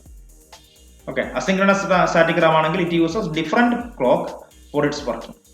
വേറെ ക്ലോക്ക് ആണ് ഉപയോഗിക്കുന്നെങ്കിൽ അതിനെ അസിങ്ക്രണസ് സ്റ്റാറ്റിക് റാം ആണ്. ഇപ്പൊ സ്റ്റാറ്റിക് റാം രണ്ട് ടൈപ്പ്. ഇപ്പൊ സ്റ്റാറ്റിക് റാം അതേ ഉള്ളൂ, 2 ടൈപ്പേ ഉള്ളൂ, വേറെ ഇതിനെ പിന്നെ ഡിവിഷൻ ഇല്ല. ഓക്കെ. ഡൈനാമിക് റാം ആണ് 3 ആയിട്ട് തിരിച്ചിരിക്കുന്നത്. ഡൈനാമിക് റാം 3 ആയിട്ട് തിരിച്ചിട്ടുണ്ട്. ഒന്ന് SD Ram, synchronous dynamic Ram, SD Ram. ഇതാണ് ഏറ്റവും കൂടുതൽ നമ്മൾ ഉപയോഗിക്കുന്നത്. Static RAM is divided into first one SD Ram. SD Ram എന്ന് പറഞ്ഞാൽ ഇറ്റ് ഹാസ് ഇംപ്രൂവ്ഡ് പെർഫോമൻസ്, കുറച്ചുകൂടി പെർഫോമൻസ് കൂടിയതാണ്, സിമ്പിൾ ഡിസൈൻ ആണ്, സിങ്ക്രണൈസ്ഡ് ആണ് അല്ലെ. സിങ്ക്രണസ് ഡൈനാമിക് റാം എന്നല്ലേ പറഞ്ഞത്, അതുകൊണ്ട് എന്താണ് സിങ്ക്രണൈസ്ഡ് ആണ്. സിങ്ക്രണൈസ്ഡ് എന്ന് പറഞ്ഞാൽ എന്താ, സെയിം ക്ലോക്ക് ആണ് ഉപയോഗിക്കുക. സിങ്ക്രണൈസ്ഡ് വിത്ത് ക്ലോക്ക് സിഗ്നൽ, ക്ലോക്കുമായിട്ട് സിങ്ക്രണൈസ്ഡ് ആണ്. പിന്നെ it is the most widely used D RAM. ഏറ്റവും കൂടുതൽ ഉപയോഗിക്കുന്ന ഡി റാം ആണ് എന്ത്, SD റാം. ഇതാണ് കണ്ടവാൻ ഉപയോഗിച്ചുകൊണ്ടിരുന്നത്. ഇപ്പൊ അടുത്ത് മാത്രമേ DDR-ലേക്ക് മാറിയുള്ളൂ. ഏറ്റവും കൂടുതലായിട്ട് ഉപയോഗിച്ചിരുന്ന റാം ആണ് SD റാം. കുറെ കാലമായിട്ട് ഉപയോഗിച്ചുകൊണ്ടിരുന്നത് SD റാം. ഓക്കെ. അപ്പൊ ഇതാണ് SD റാമിന്റെ പ്രത്യേകത. ഇനി SD റാം കഴിഞ്ഞ രണ്ടാമത്തെ ടൈപ്പാണ്, ഡൈനാമിക് റാമിൽ രണ്ടാമത്തെ ടൈപ്പാണ് DDR-SD റാം. SD റാം തന്നെയാണ്, പക്ഷേ പുതിയൊരു ടെക്നോളജി ഉപയോഗിച്ചുകൊണ്ട് DDR-SD Ram, double data rate SD Ram. അപ്പൊ SD റാമിന്റെ സ്പീഡ് ഡബിൾ ആക്കുന്നതാണ് ആര്, DDR. അപ്പൊ the speed of SD Ram is doubled by using DDR-SD Ram. DDR-SD Ram ഉപയോഗിച്ചുകൊണ്ട് SD റാമിന്റെ സ്പീഡ് ഡബിൾ ആക്കി. It is in this memory the SD Ram can send data twice per clock cycle. അല്ലേ, ഡാറ്റയെ 2 പ്രാവശ്യം send ചെയ്യാൻ പറ്റും. twice per clock, ഒരു clock സൈക്കിളിൽ തന്നെ 2 പ്രാവശ്യം ഡാറ്റയെ സെൻഡ് ചെയ്യാം. അത് 2 ഓപ്പറേഷൻ നടക്കും. ഒരു ക്ലോക്ക് സൈക്കിളിൽ തന്നെ 2, അതാണ് ട്വൈസ് എന്ന് ട്വൈസ് എന്ന് പറഞ്ഞാൽ ഒരു 2 ഓപ്പറേഷൻ നടക്കും. ഒരു ക്ലോക്ക് സൈക്കിളിനകത്ത് 2 ഓപ്പറേഷൻ. അതുകൊണ്ടാണ് എന്ത് പറയുന്നത്, ഡബിൾ ഡാറ്റ റേറ്റ് എന്ന് പറയുന്നത്. 1 operation is performed at the rising edge. ഞാൻ നേരത്തെ പറഞ്ഞില്ലേ, ഒരു സ്ക്വയർ വേവ് ആകുമ്പോൾ ഒന്ന് മുകളിലോട്ട് പോകുന്ന ഒരു എഡ്ജും ഉണ്ടാവും, താഴേക്ക് വരുന്ന ഒരു എഡ്ജും അല്ലെ. അപ്പൊ അതിനെന്താ പറയാ, റൈസിംഗ് എഡ്ജ് എന്ന് പറയാം. മുകളിലേക്ക് പോകുന്ന എഡ്ജിന് റൈസിംഗ് എഡ്ജ്, കുറച്ച് കഴിഞ്ഞാൽ താഴേക്കും വരും, ആ സിഗ്നൽ താഴേക്ക് വരും, അതിനെന്താ പറയാ, ഫോളിംഗ് എഡ്ജ്. അപ്പോൾ റൈസിംഗ് എഡ്ജിലും ഫോളിംഗ് എഡ്ജിലും ഓരോരോ ഓപ്പറേഷൻ നടക്കും ഇവിടെ DDR ടെക്നോളജി. അപ്പൊ അതുകൊണ്ടാണ് DDR എന്ന് പറയുന്നത് ഡബിൾ ഡാറ്റ റേറ്റ് ആണെന്ന് പറയാൻ കാരണം. ഒരു ക്ലോക്ക് പൾസിന്റെ റൈസിംഗ് എഡ്ജിലും ആൻഡ് ഫോളിംഗ് എഡ്ജിലും it perform 1 operation. 1 operation is performed on the rising edge and the other operation is performed on the falling edge of the clock pulse. Of the clock signal എന്നോ clock pulse എന്നോ എന്തുകൊണ്ട് എഴുതാം. ഒരു clock സൈക്കിളിന്റെ അല്ലെ ഒരു clock സിഗ്നലിന്റെ rising എഡ്ജിലും ഒരു ഓപ്പറേഷൻ, ഫോളിംഗ് എഡ്ജിലും ഒരു ഓപ്പറേഷൻ. ഇപ്പൊ ഏറ്റവും കൂടുതൽ ഇപ്പൊ ഉപയോഗിക്കുന്ന റാമാണ് എന്ത്? DDR. It is now widely used in all computers. ഇപ്പോഴത്തെ കമ്പ്യൂട്ടറിൽ നമ്മൾ ഉപയോഗിക്കുന്ന DDR റാമാണ്. DDR1 ആണ് DDR എന്ന് പറഞ്ഞാൽ കാരണം. DDR എന്ന് പറഞ്ഞാൽ അതിന്റെ അർത്ഥം DDR1 എന്നാണ് കേട്ടോ. ഇനി കുറെ ടൈപ്പ് DDR ഉണ്ട്. ഏതാ? DDR1, DDR2, DDR3, DDR4. വെറുതെ DDR എന്ന് പറഞ്ഞാൽ DDR1 ആണ്. DDR2 എന്ന് പറഞ്ഞാൽ ഇതിന്റെ ഡബിൾ സ്പീഡിൽ വർക്ക് ചെയ്താണ് DDR2. DDR2ന്റെ ഡബിൾ സ്പീഡിൽ വർക്ക് ചെയ്താണ് DDR3. ഇപ്പൊ DDR4 ടെക്നോളജി ഒക്കെ വന്നിട്ടുണ്ട്. ഓക്കെ. ഇനി മൂന്നാമത്തെ ടൈപ്പാണ് Rambus dynamic RAM, RD RAM. It is developed, Rambus എന്ന് പറഞ്ഞ കമ്പനിയാണ്. It is developed by Rambus. ഇനി RD റാം എന്താ? RD റാമിന്റെ പ്രത്യേകത എന്താണ്? SD റാം കഴിഞ്ഞ ഉടനെ വന്നതാണ്, DDRന്റെ മുമ്പേ വന്നതാണ്. DDR1 ഒക്കെ ഉള്ള സമയത്ത് RD റാം ഉണ്ടായിരുന്നു. പക്ഷെ DDR2ഉം 3 ഒക്കെ വന്ന സമയത്തേക്ക് പിന്നെ RD റാം ഒഴിവാക്കപ്പെട്ടു. അതിന് തന്നെ വേറെ തന്നെ പ്രത്യേക ഒരു മെമ്മറി സ്ലോട്ടൊക്കെ വേണം. RD റാം വെർട്ടിക്കൽ പാക്കേജ് ആണ്, കുത്തനുള്ള പാക്കേജ് ആണ്, with pins on one side. Pins ഒരു സൈഡിലെ പിൻ ഉണ്ടായിരുന്നുള്ളൂ. ഓക്കെ. ഇനി the chip can exchange data with processor over 28 wires. 28ഓളം വയർ ഉപയോഗിച്ചിട്ടാണ് പ്രോസസറുമായിട്ട് ഇത് ഡാറ്റ കമ്മ്യൂണിക്കേറ്റ് ചെയ്തുകൊണ്ടിരുന്നത്, ഡാറ്റയെ അയച്ചുകൊണ്ടിരുന്നത്. ഓക്കെ. അതിന്റെ നീളം, DDR റാമിന്റെ നീളം 12 സെന്റിമീറ്റർ ആണ്. അതിന്റെ നീളം 12 സെന്റിമീറ്ററിലാണ്. ഇതാണ് റാമിന്റെ ചിത്രം. ഇതൊക്കെ റാമാണ്. ഇതാണ് DDR റാമിന്റെ ചിത്രം. ഇത് DDR ആണ്. ഇത് സാധാരണ റാം. ഇവിടെ കണ്ടിട്ട് ഇത് റാം നിങ്ങൾക്ക് കണ്ടിട്ടുണ്ടാവും. ഇത് രണ്ട് റാം, ഇതൊരു റാം, ഇതൊരു റാം. റാം എന്ന് പറഞ്ഞാൽ ഇതാണ്. ഇത് സാധാരണ SD റാം ആയത്. ഇതൊക്കെ SD റാം ആണ്. ഇത് DDR. നമ്മൾ കാണിച്ച DDR, DDR2, DDR3. അപ്പൊ DDR1ന്റെ പ്രത്യേകത തന്നെ, DDR1 എന്ന് പറയുന്നത് 184 പിൻസ് ഉണ്ടായിരുന്നുള്ളൂ. DDR2ന് 240 പിൻസ് ഉണ്ട്. DDR3ക്കും 240 പിൻസ്. 240 പിൻസ്. ഇവിടെ ഒരു കട്ടിംഗ് ഒക്കെ ഉണ്ടാവും ഫിറ്റ് ചെയ്യുമ്പോൾ. നമുക്ക് കാണാം. നമുക്ക് ലാബിൽ വേണമെങ്കിൽ നമുക്ക് ചെയ്ത് നോക്കാം. നമ്മൾ ക്ലാസ് തുറന്നു കഴിഞ്ഞാൽ നമുക്ക് I will show you the RAMs and the different types of RAMs. Okay. ഇത്രയാണ് കാര്യങ്ങൾ. ഇനിയുള്ളത്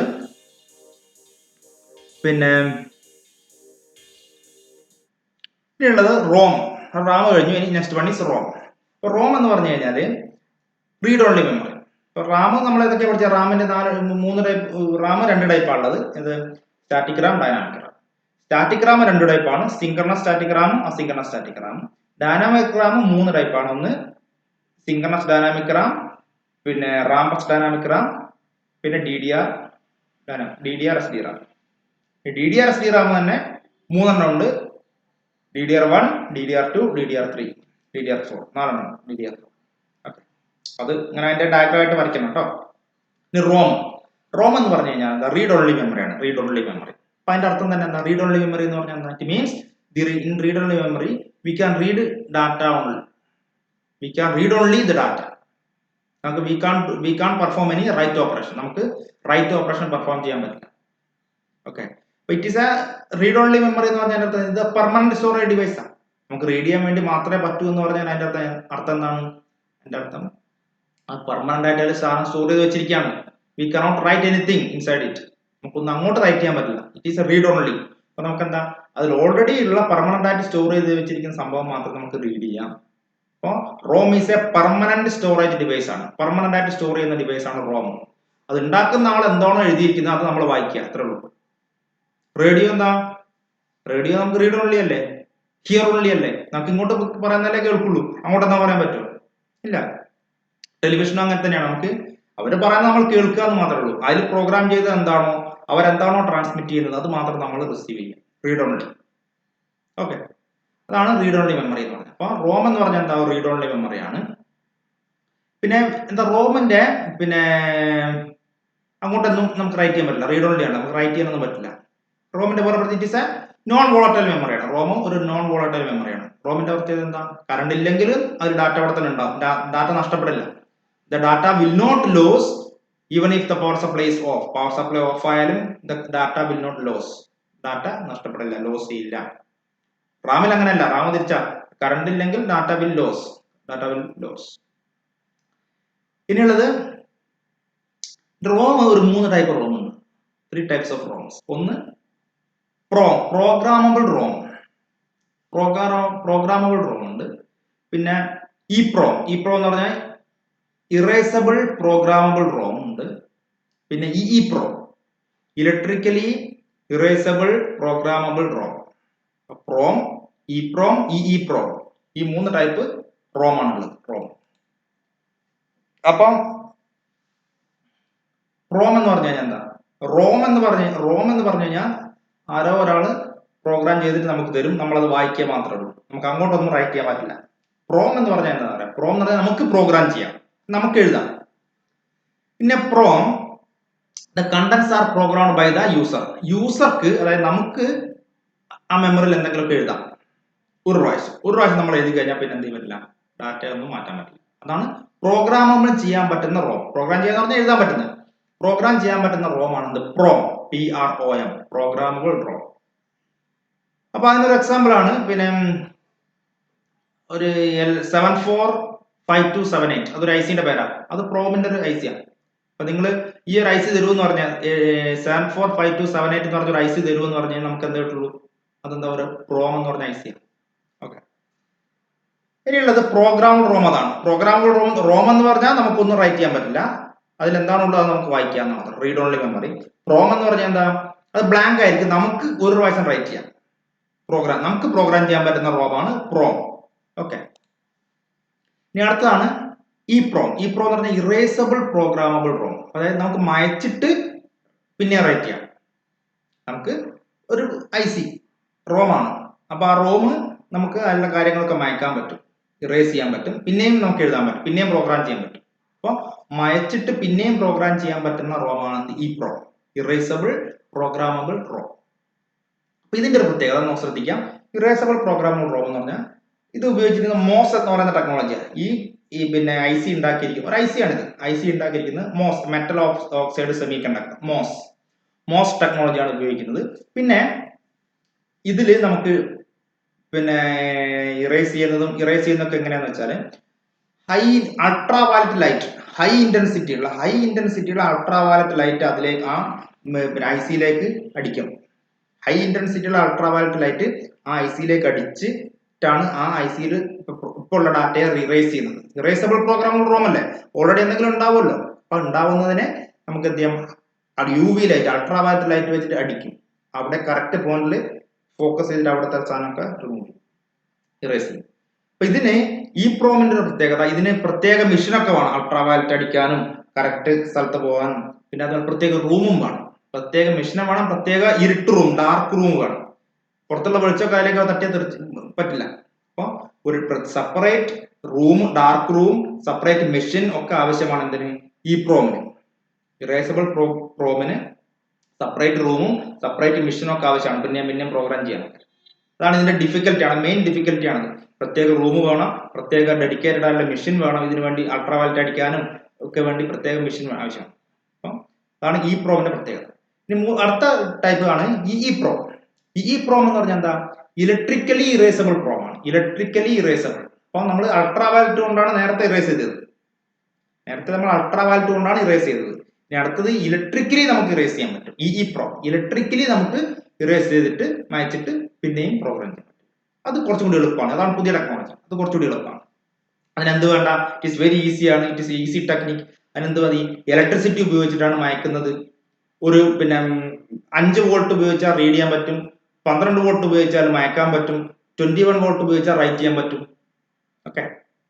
പിന്നെ പ്രത്യേക ഡാർക്ക് റൂം വേണ്ട, ഡാർക്ക് റൂമിന്റെ ആവശ്യമില്ല. ഇലക്ട്രിസിറ്റി ഉപയോഗിച്ചുകൊണ്ടാണ് റീഡ് ചെയ്യുന്നതും റൈറ്റ് ചെയ്യുന്നതും മായ്ക്കുന്നതും ഇറേസ് ചെയ്യുന്നതും ഒക്കെ എന്ത് ഉപയോഗിച്ചിട്ടുണ്ടാണ്? ഇലക്ട്രിസിറ്റി ഉപയോഗിച്ചിട്ടാണ്. 5 വോൾട്ട് ആണ് റീഡ് ചെയ്യാൻ ആവശ്യമായ 5 വോൾട്ട് ആണ്, റൈറ്റ് ചെയ്യാൻ എത്ര 21 വോൾട്ട് ആണ്, പിന്നെ ഇറേസ് ചെയ്യാൻ വേണ്ടി 12 വോൾട്ട് ആണ് ഉപയോഗിക്കുന്നത്. ഓക്കെ. ഇനി EEPROM-നെ അറൌണ്ട് 10,000 ടൈംസ് അതിനെ മായ്ക്കാം, പിന്നെയും എഴുതാം, മായ്ക്കാം, പിന്നെ എഴുതാം. ഏകദേശം 10,000-10,000 തവണ നമുക്ക് IC-യിലുള്ള ഡാറ്റയെ മായ്ക്കാനും എഴുതാനൊക്കെ പറ്റും. അപ്പൊ പിന്നെ റീപ്രോഗ്രാം ചെയ്യാൻ പറ്റും. Around 10,000 times we can reprogram the EEPROM ICs. Okay. അപ്പൊ നമുക്ക് അതിന്റെ നോട്ട് നോക്കാം.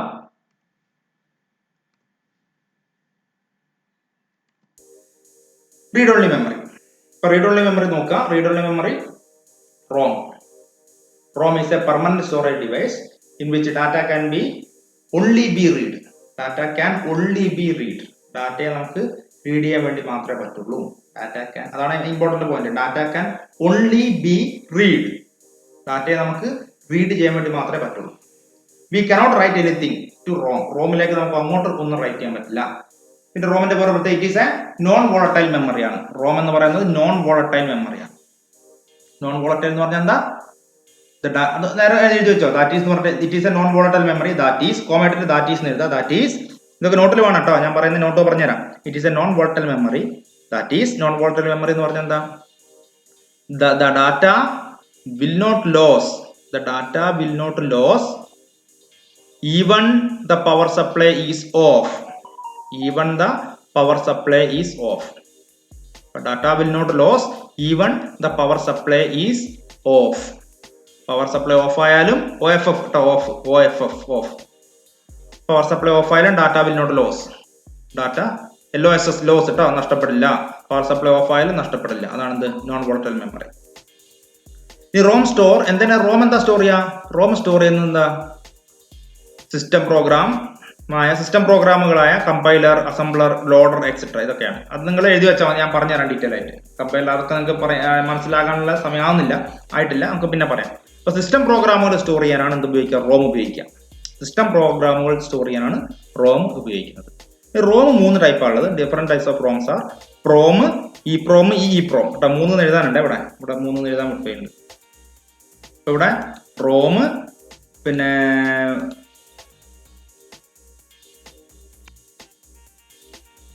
പ്രോം, EEPROM, EEPROM 3 എഴുതാം. PROM, EEPROM, EEPROM. പ്രോം എന്ന് പറഞ്ഞാൽ എന്താ? Programmable ROM. നോക്കുക, പ്രോഗ്രാമബിൾ റോം ആണ്. പിന്നെ പ്രോഗ്രാമബിൾ റോം എന്ന് പറഞ്ഞാൽ എന്താ? Contents are programmed by the user. User ആണ് എന്ത് ചെയ്യുന്നത്? IC പ്രോമിനകത്ത് കണ്ടന്റുകൾ പ്രോഗ്രാം ചെയ്യുന്നത്, കണ്ടന്റുകൾ റൈറ്റ് ചെയ്യുന്നത്. അപ്പൊ ആവശ്യമായ ഡാറ്റ അത് റൈറ്റ് ചെയ്യുന്ന ആരാണ്? യൂസർ ആണ്. User can store program data or any other information in a PROM by using PROM programs. Program ഉപയോഗിച്ചുകൊണ്ട് നമുക്ക് അതിന് ഡാറ്റ സ്റ്റോർ ചെയ്യാം. പിന്നെ എന്തൊക്കെ നമുക്ക് പ്രോഗ്രാം സ്റ്റോർ ചെയ്യാം, എന്ത് വേണമെങ്കിലും നമുക്ക് ആവശ്യമുള്ള സാധനങ്ങളൊക്കെ ആ മെമ്മറിയിൽ സ്റ്റോർ ചെയ്യാൻ പറ്റും. ഒറ്റ പ്രാവശ്യമാണേ പ്രോഗ്രാം ചെയ്യാൻ പറ്റും, ഒറ്റ പ്രാവശ്യം. പിന്നെ നമുക്ക് പറ്റില്ല. അപ്പൊ യൂസർക്ക് തന്നെ റോമിനകത്ത് ഒന്നും സ്റ്റോർ ചെയ്യാൻ പറ്റില്ല. അവർ തന്നെ സ്റ്റോർ ചെയ്ത് തരുന്നതാണ്. റോമിനകത്ത് പ്രോഗ്രാം ചെയ്യാൻ പറ്റുന്ന റോമിനകത്ത് യൂസർ ക്യാൻ പ്രോഗ്രാം എന്നാണ് എഴുതിയത്. യൂസർ ക്യാൻ പ്രോഗ്രാം എന്ത് യൂസിങ് എന്ത് ഉപയോഗിച്ചിട്ടാണ് പ്രോഗ്രാം ചെയ്യാൻ പറ്റുക? PROM programs. ഒരു പ്രോഗ്രാമാണ്. പ്രോഗ്രാം ഉപയോഗിച്ചുകൊണ്ട് നമുക്ക് എന്ത് ചെയ്യാം? നമുക്ക് അതിലേക്ക് ഡാറ്റ സ്റ്റോർ ചെയ്യാൻ പറ്റും. പിന്നെ ഒന്നും പറ്റില്ല, ഒരു പ്രാവശ്യമേ പറ്റുള്ളൂ. അതാണ് പ്രോമിന്റെ പ്രത്യേകത. പ്രോമിന്റെ പ്രത്യേകത അതാണ്, നമുക്ക് ഒരു പ്രാവശ്യം നമുക്ക് ഡാറ്റ സ്റ്റോർ ചെയ്യാൻ പറ്റും. ഒരു എക്സാമ്പിൾ ആണ് 745278, ഒരു IC യുടെ പേരാട്ടോ. Example of PROM is 745278. രണ്ടാമത്തെ ടൈപ്പാണ് EEPROM, ഇറേസബിൾ പ്രോഗ്രാമുകൾ. അപ്പൊ ഈ പ്രോമിനകത്ത് എന്താ പ്രശ്നം? പ്രോമിനകത്ത് നമുക്ക് എഴുതാൻ പറ്റും, പക്ഷെ മായ്ക്കാൻ പറ്റില്ലായിരുന്നു. അടുത്തൊരു പ്രൊഫഷൻ കൂടി പിന്നെ റിസർച്ചുകൾ പിന്നെ നടന്നുകൊണ്ടിരുന്നപ്പോൾ നമുക്ക് എന്ത് ചെയ്യാൻ പറ്റി? മയക്കാൻ പറ്റുന്ന പ്രോം ഉണ്ടോ എന്ന് നോക്കി. അപ്പൊ മയക്കാൻ പറ്റുന്ന പ്രോം കണ്ടുപിടിച്ചു. അപ്പം EEPROM എന്നാണ് അതിന്റെ പേര്. EEPROM എന്ന് പറഞ്ഞാൽ എന്താ? അൾട്രാവയലറ്റ് ലൈറ്റ് ഉപയോഗിച്ചുകൊണ്ട് നമുക്ക് മയക്കാൻ പറ്റാന്ന് കണ്ടുപിടിച്ചു. മയച്ചിട്ട് പിന്നെയും പ്രോഗ്രാം ചെയ്യാം. ഓക്കെ, ഒരു എഴുതിയ ഡാറ്റേനെ അൾട്രാവയലറ്റ് ലൈറ്റ് ഉപയോഗിച്ച് ഹൈ ഇന്റൻസിറ്റി അൾട്രാവയലറ്റ് ലൈറ്റ് ഉപയോഗിക്കണം. ഇപ്പൊ ഉപയോഗിച്ചാൽ നമുക്ക് മയക്കാൻ പറ്റും. പിന്നെ ഇറേസ് ചെയ്യുന്നതിനും പ്രോഗ്രാം ചെയ്യുന്നതിനും പ്രത്യേക ഡിവൈസും, separate device and dark rooms are needed. പ്രത്യേക ഡിവൈസും പ്രത്യേക ഡാർക്ക് റൂമും ഒക്കെ ആവശ്യമാണ്. ഏത്? EEPROM-ന്. അപ്പൊ EEPROM uses MOS technology. EEPROM എന്താ ഉപയോഗിക്കുക? Metal oxide semi conductor technology, MOS. അപ്പൊ EEPROM uses MOS technology. In this, data can be erased by using high intensity UV light. ഡാറ്റയെ എങ്ങനെയാ ഇറേസ് ചെയ്യാൻ പറ്റുക? ഇറേസ് ചെയ്യുന്നത് ഹൈ ഇന്റൻസിറ്റി അൾട്രാവയലറ്റ് ലൈറ്റ് ഉപയോഗിച്ച്, high ഇന്റൻസിറ്റിയുള്ള അൾട്രാവയലറ്റ് ലൈറ്റ് ഉപയോഗിച്ചുകൊണ്ട് നമുക്ക് ഇറേസ് ചെയ്യാൻ പറ്റും. അപ്പൊ അങ്ങനെ ഹൈ ഇന്റൻസിറ്റി അൾട്രാവയലറ്റ് ലൈറ്റ് ഉപയോഗിക്കുകയാണെങ്കിൽ ഇറ്റ് നീഡ് സെപ്പറേറ്റ് ഡിവൈസ്, പ്രത്യേക ഡിവൈസ് വേണം. ആൻഡ് സെപ്പറേറ്റ് റൂംസ്, ഡാർക്ക് റൂംസും ആർ നീഡഡ്. അപ്പൊ ഇറേസ് ചെയ്യാനും പ്രോഗ്രാം ചെയ്യാനും separate for erasing and programming separate device and dark rooms are needed. ഇതാണ് EEPROM-ന്റെ പ്രത്യേകത. ഇത് കഴിഞ്ഞിട്ട് വന്നാണ് EEPROM. EEPROM എന്ന് പറഞ്ഞാൽ എന്താ? Electrically erasable. നമുക്ക് ഇതുവരെ അൾട്രാവയലറ്റ് കൊണ്ടാണ് ഇറേസ് ചെയ്തിരിക്കുന്നത്. ഇനി അടുത്ത ടെക്നോളജി വന്ന് ഇലക്ട്രിസിറ്റി ഉപയോഗിച്ചുകൊണ്ട് തന്നെ നമുക്ക് ഇറേസ് ചെയ്യാൻ പറ്റും. അപ്പോൾ റീപ്രോഗ്രാംഡ് വെരി ഈസി ആയിട്ട് it can be reprogrammed very easily. It require electricity for reprogramming. അപ്പോൾ മായ്ച്ചിട്ട് പിന്നെ എഴുതുന്നതിനാണ് നമ്മൾ എന്ത് റീപ്രോഗ്രാമിംഗ് എന്ന് പറയാം. മായ്ച്ചിട്ട് ഇറേസ് ചെയ്തിട്ട് പിന്നെയും റൈറ്റ് ചെയ്യുന്നതിനാണ് നമ്മൾ എന്ത് പറയാ റീപ്രോഗ്രാമിംഗ് എന്ന് പറയുന്നത്. അപ്പോൾ ഇറ്റ് റിക്വയർ ഇലക്ട്രിസിറ്റി ഉപയോഗിച്ചുകൊണ്ട് തന്നെ നമുക്ക് റീപ്രോഗ്രാം ചെയ്യാൻ പറ്റും. It does not need special device. പ്രത്യേക ഡിവൈസ് EEPROM പോലെ ഡാർക്ക് റൂമോ പ്രത്യേക ഡിവൈസോ ഒന്നും ആവശ്യമില്ല. It does not need special device for programming. പിന്നെ പ്രോഗ്രാം ചെയ്യാൻ വേണ്ടി റീപ്രോഗ്രാം ചെയ്യാൻ വേണ്ടി പ്രത്യേക ഡിവൈസിന്റെ ആവശ്യമില്ല. It require 5 volt for reading, 12 volt for erasing, 21 volt for writing. Write ചെയ്യാൻ വേണ്ടി 21 volt ആണ്, റീഡ് ചെയ്യാൻ വേണ്ടി 12 volt ആണ്, ഇറേസ് ചെയ്യാൻ വേണ്ടി റീഡ് ചെയ്യാൻ വേണ്ടി 5 volt ആണ്, ഇറേസ് ചെയ്യാൻ വേണ്ടി 12 volt ആണ് ഉപയോഗിക്കുക. ഇനി ഒരു EEPROM ഏകദേശം 10,000 ടൈംസ് നമുക്ക് എന്ത് ചെയ്യാൻ പറ്റും, പിന്നെ ഉപയോഗിക്കാൻ പറ്റും. 10,000 ടൈംസ് നമുക്ക് മായ്ക്കാം, പിന്നെയും റൈറ്റ് ചെയ്യാം, പിന്നെയും ഇറേസ് ചെയ്യാം, പിന്നെയും റൈറ്റ് ചെയ്യാം. അങ്ങനെ around almost 10,000 times we can reprogram the EEPROM. Okay, അപ്പൊ ഇത്രയാണ് നമ്മുടെ ഫസ്റ്റ് യൂണിറ്റ്. അപ്പൊ ഇത്രയാണ് നമ്മളെ ഫസ്റ്റ് യൂണിറ്റ്. അപ്പൊ ഫസ്റ്റ് യൂണിറ്റില് എൻഡ് ചെയ്തു. അപ്പൊ ഇത്ര നോട്ട് മുഴുവൻ കംപ്ലീറ്റ് ചെയ്യണം. ഈ നോട്ട് മുഴുവൻ കംപ്ലീറ്റ് ചെയ്യണം.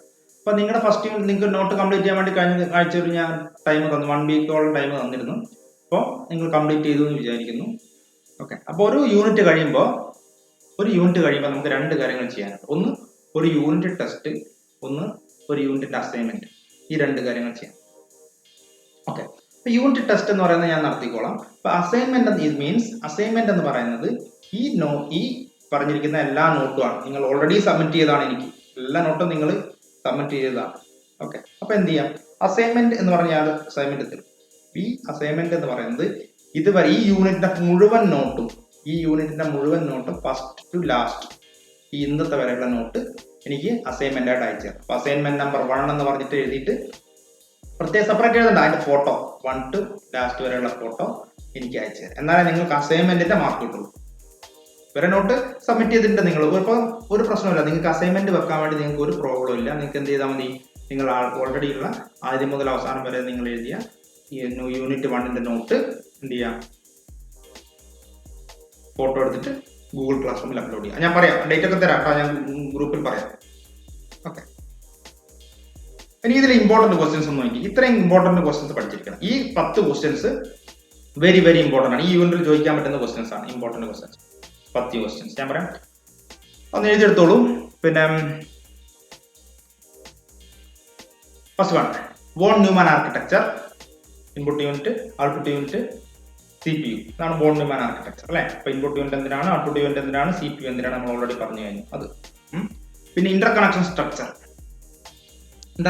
നമുക്കറിയാലോ, 3 കാര്യങ്ങളിലെ ഇൻപുട്ട് എന്തൊക്കെയാണ്, 3 കാര്യങ്ങളിലെ ഔട്ട്പുട്ട് എന്തൊക്കെയാണ്. 3 യൂണിറ്റുകൾ, IO യൂണിറ്റ് ഉണ്ട്, മെമ്മറി യൂണിറ്റ് ഉണ്ട്, CPU ഉണ്ട്.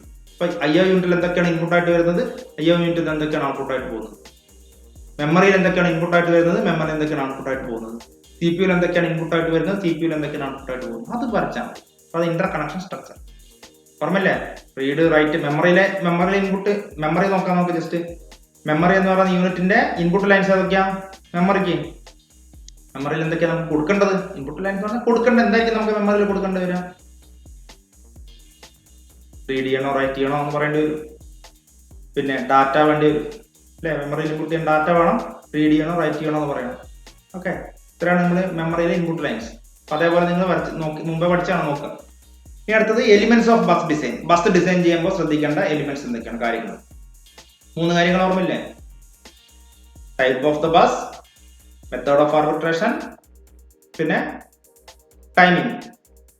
ടൈപ്പ് ഓഫ് ദ ബസ് തന്നെ 2 ഉണ്ട്, ഡെഡിക്കേറ്റഡും മൾട്ടിപ്ലക്സ്ഡും. മെത്തേഡ് ഓഫ് ആർബിട്രേഷൻ 2 ഉണ്ട്, ഒന്ന് സെൻട്രലൈസ്ഡും ഡിസ്ട്രിബ്യൂട്ടഡും. പിന്നെ ടൈമിംഗ് 2 ഉണ്ട്, സിൻക്രണസും അസിൻക്രണസും. അത് നോക്കുക കേട്ടോ. പിന്നീട് multiple bus hierarchy. Multiple bus hierarchy എന്നാൽ 2 ടൈപ്പാണ് മൾട്ടിപ്പിൾ ബസ് ഹൈറാർക്കി. ഒരു ബസ്സിന് വരെ 2 മൾട്ടിപ്പിൾ ബസ് എന്ന് പറഞ്ഞാൽ ഒന്നിൽ കൂടുതൽ ഉപയോഗിക്കുന്ന 2 ടെക്നിക്കാണ്. ഒന്ന് ട്രഡീഷണൽ സ്ട്രക്ചറും ഹൈ പെർഫോമൻസ് സ്ട്രക്ചറും. ട്രഡീഷണൽ സ്ട്രക്ചറിനകത്ത് 2 ബസ്സാണ് ഉപയോഗിക്കുന്നത്, സിസ്റ്റം ബസ്സും എക്സ്പാൻഷൻ ബസ്സും. സിസ്റ്റം ബസ്സിനെ എക്സ്പാൻഷൻ ബസ്സിനെ തമ്മിൽ കണക്ട് ചെയ്യാൻ വേണ്ടി എക്സ്പാൻഷൻ ബസ് ഇന്റർഫേസ് ഉപയോഗിക്കുന്നു. സിസ്റ്റം ബസ്സിൽ സ്പീഡ് കൂടിയ ഡിവൈസുകളൊക്കെ സിസ്റ്റം ബസ്സിലും പിന്നെ സ്പീഡ് കുറഞ്ഞ ഡിവൈസുകളൊക്കെ എക്സ്പാൻഷൻ ബസ്സിലും. ഓക്കെ, പിന്നുള്ളത് ഹൈ പെർഫോമൻസ് ട്രഡീഷണൽ സ്ട്രക്ചറും ഹൈ പെർഫോമൻസ് സ്ട്രക്ചറും അല്ലെ. ഹൈ പെർഫോമൻസ് സ്ട്രക്ചറിനകത്ത് 3 ബസ് ഉപയോഗിക്കുന്നുണ്ട്. System bus, high speed bus, expansion bus. ഏറ്റവും സ്പീഡ് കൂടിയ ബസ് സിസ്റ്റം ബസ്സിൽ, അതിനേക്കാൾ സ്പീഡ് കുറഞ്ഞ ഡിവൈസുകളൊക്കെ എക്സ്പാൻഷൻ ബസ് ഹൈ സ്പീഡ് ബസ്സിനകത്ത്, തീരെ സ്പീഡ് കുറഞ്ഞ ഡിവൈസുകളൊക്കെ എക്സ്പാൻഷൻ ബസ്സിനകത്ത്. ഓക്കെ, ഇനി കമ്പ്യൂട്ടർ ഫംഗ്ഷൻസ്, അത് രണ്ടാമത്തെ ടോപ്പിക് ആയിട്ട് വരുന്നുണ്ട്. Computer functions von Neumann architecture എടുത്ത ഉടനെ നമ്മൾ പറഞ്ഞാണ് കമ്പ്യൂട്ടർ ഫംഗ്ഷൻസ്. കമ്പ്യൂട്ടർ ഫംഗ്ഷൻസ് എന്ന് പറഞ്ഞാൽ കമ്പ്യൂട്ടറിനകത്തുള്ള എന്തൊക്കെ ഓരോ MAR എന്തിനാണ്, MDR എന്തിനാണ്, പ്രോഗ്രാം കൗണ്ടർ എന്തിനാണ്, പിന്നെ MAR MDR PC ഒക്കെ എന്തിനാണെന്നുള്ളതാണ് ഇത് കമ്പ്യൂട്ടർ ഫംഗ്ഷൻ. ഓക്കെ, പിന്നുള്ളത് IR ഇൻസ്ട്രക്ഷൻ രജിസ്റ്റർ എന്തിനാണ്, ഇതൊക്കെയാണ് നമ്മൾ പഠിക്കാൻ കേട്ടോ. MAR അഡ്രസ് സ്റ്റോർ ചെയ്യാനാണ്, MDR ഡാറ്റ സ്റ്റോർ ചെയ്യാനാണ്, പ്രോഗ്രാം കൗണ്ടർ എന്തിനു വേണ്ടിയിട്ടാണ്, അടുത്ത നെക്സ്റ്റ് എക്സിക്യൂട്ടിംഗ് ഇൻസ്ട്രക്ഷന്റെ അഡ്രസ് സ്റ്റോർ ചെയ്യാനാണ് പ്രോഗ്രാം കൗണ്ടർ. നെക്സ്റ്റ് എക്സിക്യൂട്ടിംഗ് ഇൻസ്ട്രക്ഷന്റെ അഡ്രസ് സ്റ്റോർ ചെയ്യാനാണ് പ്രോഗ്രാം കൗണ്ടർ. IR എന്തിനാണ്, ഇൻസ്ട്രക്ഷൻ രജിസ്റ്റർ എന്തിനാണ്, ഇപ്പൊ വർക്ക് ചെയ്യുന്ന ഇൻസ്ട്രക്ഷൻ സ്റ്റോർ ചെയ്യാനാണ്. The currently working instruction is stored in instruction register. Okay, പിന്നുള്ളത് ക്യാഷ് മെമ്മറി. ക്യാഷ് മെമ്മറി നോക്കാം. പിന്നെ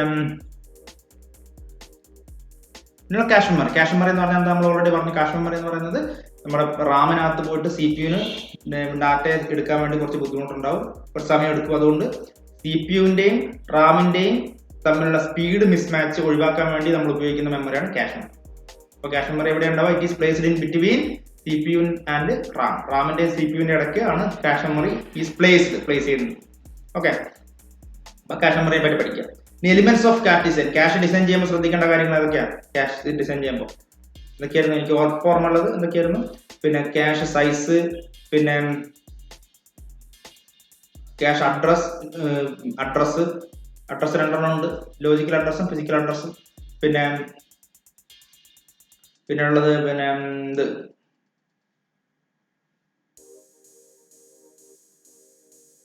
മാപ്പിംഗ് ഫംഗ്ഷൻ, റീപ്ലേസ്മെന്റ് പോളിസി, പിന്നെ റൈറ്റ് പോളിസി. ഇതൊക്കെയാണ് എന്ത് cash elements of cache design. നമ്മൾ കഴിഞ്ഞ ക്ലാസ് പറഞ്ഞാണ് എലിമെന്റ്സ് ഓഫ് ക്യാഷ് ഡിസൈൻ. ഇനിയിപ്പോ നമ്മൾ ഇന്ന് പറഞ്ഞ ഡിഫറെന്റ് ടൈപ്സ് ഓഫ് റാമും റോമിന്റെ ഡിഫറെന്റ് ടൈപ്സ്. ഇപ്പൊ റാം റോം എന്നുള്ളത് ROM 3 ആയി പോയിട്ടുണ്ട്. സോറി, അത് മാറ്റണേ. ROM 3 ആയി പോയിട്ടുണ്ട്. ROM RAM and ROM. Okay, റാമും റോമിന്റെ ഡിഫറെന്റ്. റാം 2 ടൈപ്പ്, സ്റ്റാറ്റിക് റാമും ഡൈനാമിക് റാമും. സ്റ്റാറ്റിക് റാം 2 ടൈപ്പ്, സിങ്ക്രണസും അസിങ്ക്രണസും. ഡൈനാമിക് റാമും 3 ടൈപ്പ്, സിങ്ക്രണസും പിന്നെ SD റാം, പിന്നെ സിങ്ക്രണസ് ഡൈനാമിക് റാമും, റാംബസ് ഡൈനാമിക് റാമും, പിന്നെ DDR SD റാം. പിന്നെ DDR SD റാം തന്നെ 3 type, DDR1, DDR2, DDR3, DDR4. Okay, പിന്നെ സ്റ്റാറ്റിക് റാമിനെ ഡൈനാമിക് റാമിന്റെ വ്യത്യാസം പഠിക്കണം. Interrupt എന്തിനാണ്? That is a mechanism used by different devices in a computer to interrupt the normal working of CPU. CPU-ന്റെ normal വർക്കിങ്ങിനെ തടസ്സപ്പെടുത്താൻ വേണ്ടി കമ്പ്യൂട്ടറിനകത്തുള്ള ഡിവൈസുകൾ ഉപയോഗിക്കുന്ന മെത്തേഡാണ് ഇന്ററപ്റ്റ്. പിന്നെ ഇന്ററപ്റ്റ് അറൈവ്സ്, ഇന്ററപ്റ്റ് വന്നാൽ എന്തൊക്കെ നടത്തണം? ഇപ്പോഴത്തെ കറണ്ട് ഇപ്പോൾ ചെയ്യുന്ന വർക്ക് ചെയ്യാൻ നിർത്തിവെച്ചിട്ട് ഇന്ററപ്റ്റ് എന്തിനാണോ വന്നത് അത് ചെയ്യണം. എന്നിട്ട് ബാക്കി ഇന്ററപ്റ്റ് പോയതിനു ശേഷം ബാക്കി വർക്ക് ചെയ്യണം. ഇതാണ് ഇന്ററപ്റ്റ് വന്നാലുള്ള കാര്യം. ഡിഫറെന്റ് ടൈപ്സ് ഓഫ് ഇന്ററപ്റ്റ് ഉണ്ട്. ഹാർഡ്വെയർ ഇന്ററപ്റ്റ് ഉണ്ട്, പിന്നെ പ്രോഗ്രാം ഇന്ററപ്റ്റ് ഉണ്ട്, പിന്നെ ഹാർഡ്വെയർ ഫെയിലിയർ ഉണ്ട് അല്ലേ. അപ്പൊ ഇതൊക്കെ പിന്നെ ടൈമർ ഇന്ററപ്റ്റ് ഉണ്ട്, 4 ഇന്ററപ്റ്റ്. ടൈമർ ഇന്ററപ്റ്റ് അതൊക്കെ പഠിക്കുക. 10 ക്വസ്റ്റ്യൻ എന്തായാലും ഇതിന് വളരെ വെരി ഇമ്പോർട്ടൻറ്റ് ക്വസ്റ്റ്യൻ ആണ് ഈ 10 ക്വസ്റ്റ്യൻ. ഓക്കെ, അപ്പൊ നമ്മുടെ ഈ ഫസ്റ്റ് യൂണിറ്റ് ഇതിപ്പോ കഴിഞ്ഞു, ഇപ്പോൾ കംപ്ലീറ്റ് ചെയ്തു. ഫസ്റ്റ് യൂണിറ്റിന്റെ അസൈൻമെന്റ് ഞാൻ പറയാം, എന്താ ചെയ്യേണ്ടത് നിങ്ങൾ പറയാം, ഞാൻ വാട്സാപ്പ് ഗ്രൂപ്പിൽ ഇടാം കേട്ടോ. അപ്പൊ ഫസ്റ്റ് യൂണിറ്റ് എന്തെങ്കിലും ഡൗട്ട് ഉണ്ടെങ്കിൽ കോൺടാക്ട് ചെയ്യാം, നേരിട്ട് വിളിക്കുകയോ വാട്സാപ്പിൽ ഡയറക്റ്റ് പേഴ്സണൽ മെസ്സേജ് അയക്കുകയോ എന്താണ് ചെയ്യാം കേട്ടോ. അപ്പോൾ ഇത് എന്തായാലും ഈ ക്വസ്റ്റ്യൻ ഒക്കെ പഠിച്ചു വെക്കുക, പിന്നെ ഇത് നോട്ട് കംപ്ലീറ്റ് ചെയ്ത് വെക്കുക.